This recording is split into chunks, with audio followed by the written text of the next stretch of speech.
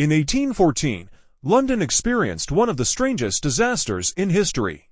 Inside a massive brewery, a giant beer tank suddenly exploded, triggering a chain reaction of rupturing barrels.